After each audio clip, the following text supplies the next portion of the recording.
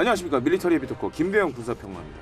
오늘은 또 특별히 저 혼자 지금 오늘 밀떡을 이제 진행을 하게 됐는데 다른 게 아니라 이제 지난달에 AI 기반 유무인 복합 한국형 공병 전투 차량 실전 훈련이 있었습니다.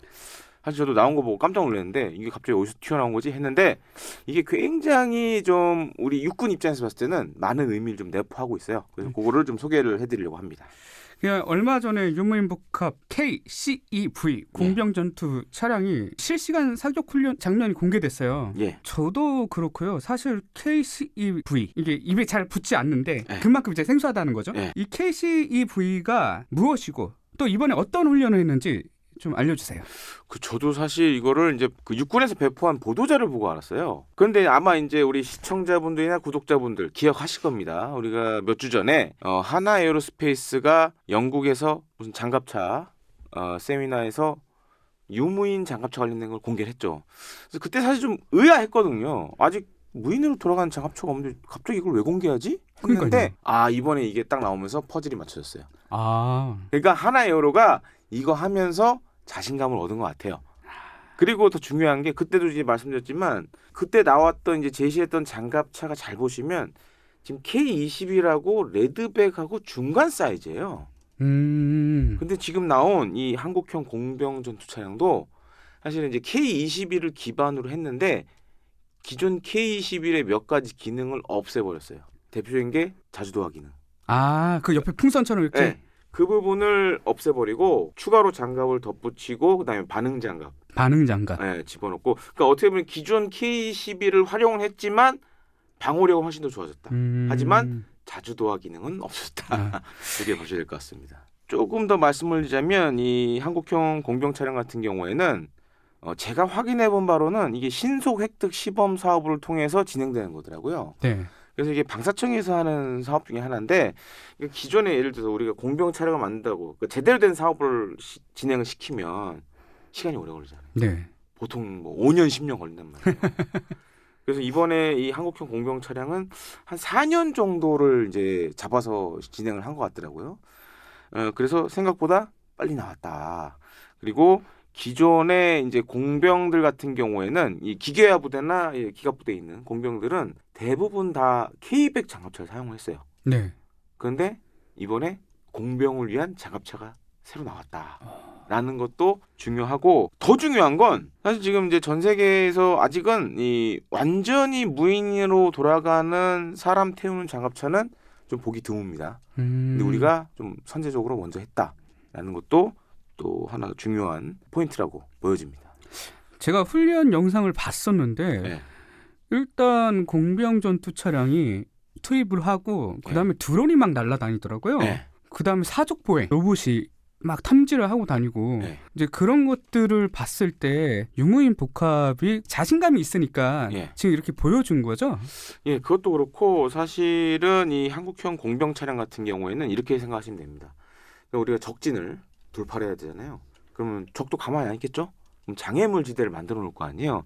그럼 이 장애물 지대를 파악을 하고 그 다음에 통로를 개척을 해야겠죠. 네. 근데 이 공병 전투 차량 자체는 이 통로를 개척하는 건 아니고 통로가 어떻게 구성되어 있는지 확인하고 좀 도와주는 서포트해주는 약간 그런 역할이에요. 그래서 이제 이날 영상에도 살짝 나왔는데 사실은 공병 전투 차량이 내장된 드론이나 이런 걸 통해서 장애물 지대를 정찰을 하고 그다음에 일부분 제거를 한 상황에서 장애물 개척 전차 이게 등장해서 밀어내는 그런 개념이라고 생각하시면 돼요. 이게 이렇게 들으니까 확실히 이해가 쏙쏙 되는데 아까는 KCEV 이 공병 전투 차량에 대한 그런 하드웨어적인 부분들에 대한 이야기를 많이 했잖아요. 그거 포함해서 또 소프트웨어적인 부분까지 어떠한 특징이 있는지 좀 알고 싶거든요. 일단 중요한 건 지금 우리 육군이나 해병대가 장갑차, 뭐 공군도 장갑차 운영하죠. K100 뭐 이제 기지방어용으로 운영을 하는데 현재 나온 국산 장갑차 가운데 유일하게 무인도 되는. 그러니까 옵션이 무인이 가능한. 그래서 이제 영상에도 나오지만 조종하는 사람이 등에다가 그 통신 장비를 메고 데이터를 주고받아야 이제 조종을 할 수 있으니까. 그래서 일종의 이제 보여지는 그 드론 운용하는 비슷하게 그렇게 조작을 하더라고요. 아. 무인으로 조작을 장갑차 안에 사람 안 타고 밖에서 그런 장비를 이용해서 조종을 하는 방식. 그러면 이제 이게 장점이 있겠죠. 예를 들어서 사람이 타고 들어갔을 경우에는 적의 공격을 받을 수 있잖아요. 그래서 이런 무인 먼저 들여보내고 여기서 드론 같은 게 나와서 정찰을 하는, 장애물지대 정찰하는 그런 게 있고, 또 한 가지로는 적의 공격을 받으면 대응을 해야 되잖아요. 그래서 원격 사격 통제 체계. 원격 사격으로? 네, RCWS 아마 하나 에어로일 것 같아요. 하나 에어로일 거. 네, 그래서 제가 이렇게 살짝 보니까 지금 우리 해병대에서 운용 중인 상륙 돌격 장갑차 잘 보시면 RCW에서 장착이 돼 있습니다. AAV7 예. 그 중에 지금 이렇게 RCW에서 단 거는 제가 또 우리나라가 처음 아닌가 이렇게 생각이 되는데 그거를 갖다 쓴 것 같아요. 그리고 이제 이게 신속 획득 시범 사업이라는 걸 봤을 땐 그렇게 하는 게 사실 개발이 빨라지고 그런 식으로 일단 된 것 같고, 요것도 사실 외부에서 이렇게 통제를 하는 것 같더라고요. 무인으로 드론 조종하는 장비를 이용해서 하는 것 같고, 이 원격 사격 통제체 같은 경우에는 두 가지 무기가 장착이 됩니다. K4 고속 유탄 발사기 하나하고 그다음에 K6 중기관총. 그러면 이제 상대적으로 하나 단 거보다 화력이 세겠죠. 그리고 승무원이 노출하지 않고 그렇죠. 공격할 수 있고. 그리고 그것도 밖에서 할 수 있다. 밖에서도 할 수 있고 심지어. 밖에서도 그런 것도 있고. 거의 RC카 같은 느낌으로 운영이 될 그렇죠. 수도 있을 것 같아요. 거기다가 더 중요한 거는 뭐 RCWS나 이런데 이제 인공지능이 좀 적용이 된 것 같아요. 그래서 이제 표적이 뭐냐? 예. 사실 지금 인공지능이 군사적인 측면을 많이 쓰는데 가장 지금 많이 쓰이는 것 중에 하나가 뭔가 식별했을 때 저게 뭐냐? 그거를 인공지능이 요즘은 좀 대신해 주는 게 많아요. 확실히 그러면 식별, 구별할 수 있는 그런 장치들도 우리 육군 장병들이 달아야 되는 그런 그렇죠. 시대도 와야 될 것 같아요. 그 옛날 같으면은 그렇죠. 저도 군대에 있을 때 네. 제가 매니아였잖아요. 적장비 식별. 예. 그거 이제 뭐 경연대 같은 걸 했었어요. 적장비 식별? 그러니까 북한군이 가지고 있는 장비 그게 뭐냐? 전차 무슨 종류고. 예. 그런 거 대회 같은 게 있었어요. 그래서 저도 나갔었는데 거의 다 맞췄는데 그렇게 보면 물론 탑승한 사람들이 딱 보면 장갑차네? 근데 적인지 아군인지 구분이 안 될 수가 있잖아요. 그렇죠. 근데 인공지능이 그걸 학습을 시키면 그 딱 포착됐을 때 이거는 북한군의 어떤 전차, 어떤 장갑차 이런 것까지 이제 나타내 주니까. 모양 같은 걸로 식별을 해서 네. 이제 그게 학습된 걸로 가지고 얘를 이제 때릴지 말지. 네, 때릴지 말지도 있고 적인지 아군인지 구분해낼 수 있는 능력. 이런 것도 좀 들어간 것 같아요. 그 얘기를 들어보니까 네. 확실히 이 다수의 카메라 센서도 달려 있다고 얘기를 들었고 네. 이걸로 이제 데이터 융합을 해서 360도 상황 인식을 할 수 있는 그렇죠. 이제 그런 것까지도 포함이 된다 이렇게 들었거든요. 그러니까 지금 있는 우리 군 장갑차 가운데 일단 무인화, 그 다음에 인공지능이 가장 많이 적용된 차량이다. 이게 진짜 실전으로. 네. 해외에 이런 사례가 있나요? 아직은 좀 보기 드물어요. 근데 우리는 이게 어떻게 보면 사람도 타고 또 안에 무인 장비도 들어가고 그래서 상당히 저도 나오면서 이런 사업이 있었다는 것도 이번에 처음 알았고 이 정도까지 한다고? 이게 자신감이 있으니까 확실히 보여주는 거는 그 자신감에서 비롯된 거잖아요. 그렇죠. 그리고 이게 퍼즐이 맞춰졌죠. 하나요로가 외국 나가서 왜 저런 걸 하지 했는데 있었구나. 있었으니까. 그러니까 이걸 지금 진행 중이니까 다음 것도 가능하다라는 게 그때 보여준 거예요. 확실히 프로토타입이 있으면은 상대방 설득하기 되게 편할 것 같기도 하고. 거기다 그렇고 지금은 이게 공병 전투 차량이지만 이거 다양하게 바꿀 수 있죠. 네, 그런 점도 좀 하나 장점이 될 수 있고.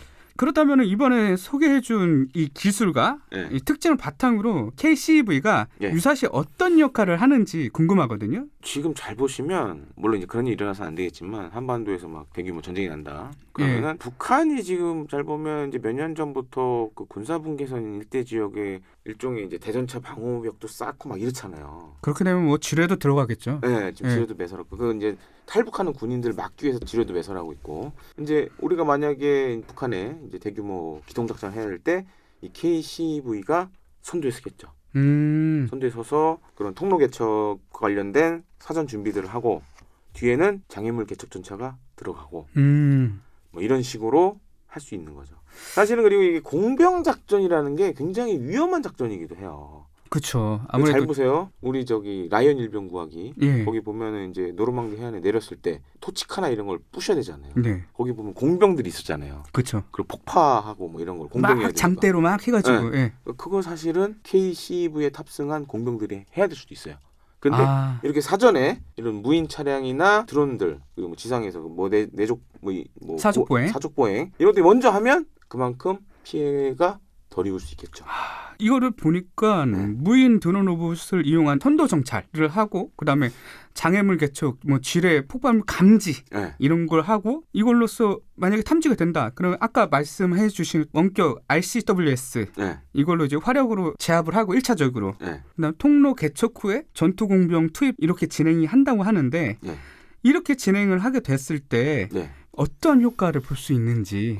아무래도 지금 이 공병들이 하는 임무 자체가 잘 보세요. 어렵고 힘들고 더럽고 그런 거잖아요. 그럼 맨날 무겁고 저기 일종의 포디라 그러죠. 포디. 그런 이제 위험한 임무를 이런 무인 체계들이 대신한다라는 거. 그러니까 사람이 개입하는 건 거의 마지막이고 그러니까 그런 점이 중요한 거죠. 또 한 가지로는 지금 우리 육군의 병력이 계속 줄고 있잖아요. 예, 그렇죠. 그러니까 그런 것도 대비한다라는 좀 목적이 있는 걸로 생각이 됩니다.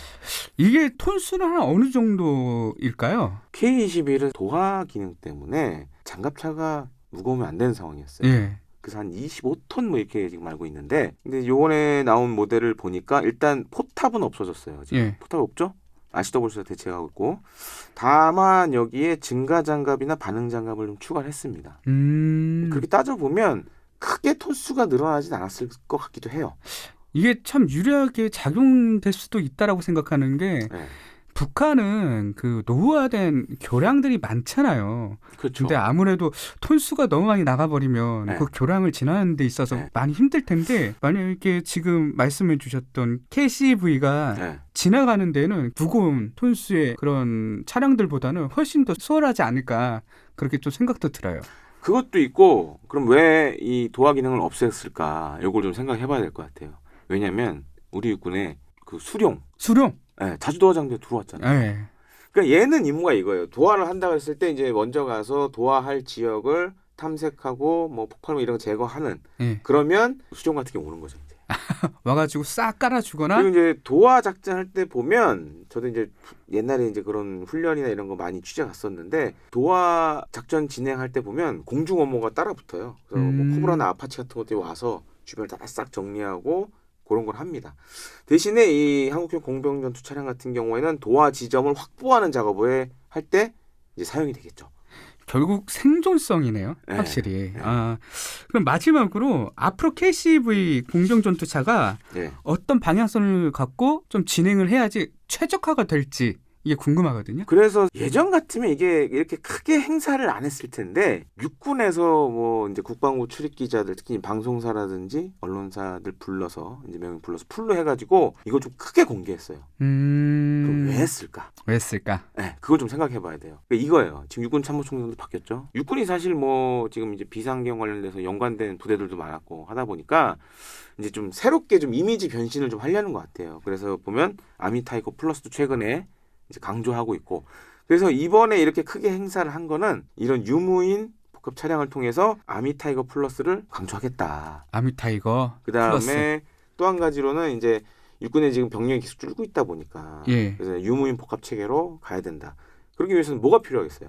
예산. 예. 예산 확보를 위한 일종의 프로모션을 좀 했다라고 생각하시면 될 것 같습니다. 확실히 예전 군대랑 좀 다른 점이 양보다 이제 질로 간다 이렇게 보이기도 하고 그리고 약점을 보완하기 위해서 또 여러 가지 이야기를 저 들었거든요. 네. 소음이나 열 발생을 줄이는 저소음 설계 네. 이런 것도 좀 진행한다는 얘기도 들었고 그리고 장비 교체가 빠르게 모듈형 방식으로 네. 앞으로 진행될 것이다. 맞습니다. 뭐 이런 것도 있었고요.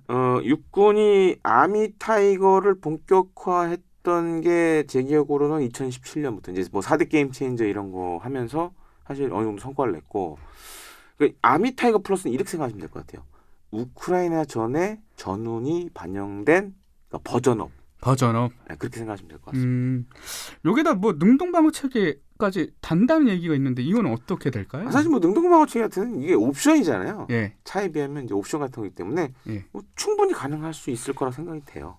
이게 예전에 우리가 한 5년 전에 아미타이거 얘기했을 때 좀 실패에 가깝다 이런 평가가 있었는데 그러니까 몇 개는 사실 사업 과정에서 말이 많았죠. 예. 근데 4대 게임 체인저 중에 대표적인 게 탄도미사일. 탄도미사일. 그때 내세웠던 게 이제 고위력 탄도미사일. 그거는 혐오5 통해서 다 보여줬죠. 그러니까 몇 개는 잘 된 게 있고 워리어 플랫폼은 사실 말이 많았고. 그러니까 워리어 플랫폼. 워리어 플랫폼. 여러 가지 시도를 되게 많이 했던. 많이 근데 했어요. 그 시도가 저는 꽤 괜찮다고 봐요. 그런 시행착오가 있었어야지 지금 이런 또 결과를 또 돌출할 수도 있다라고 생각하거든요. 아니 그때 비하를 말씀드리자면 그때 이제 17년도에 육군 참모총장 새로 되신 분이 계룡대 육군본부가 있잖아요. 네네. 한 달간 사무실에서 안 나왔다는 얘기가 있었어요. 아. 진짜 사람도 안 만나고 출퇴근만 하고 사무실에 안 나왔다는 얘기가 있어요. 계속 그냥 고민한 거야. 어떻게 해야 되냐 육군 앞으로. 플랜을. 네. 그래서 이제 그때 잡았던 것들이 지금 많이 구현이 됐고 물론 말 많고 탈 많은 것도 있지만 이제 아미타이거 플러스는 거기에 업그레이드 버전이다 이렇게 생각하시면 되겠습니다. 예, 지금까지 저와 함께 지금 한국형 공병 전투 차량에 대해서 알아봤는데요. 다음에 더 좋은 소식으로 찾아뵙겠습니다. 고맙습니다.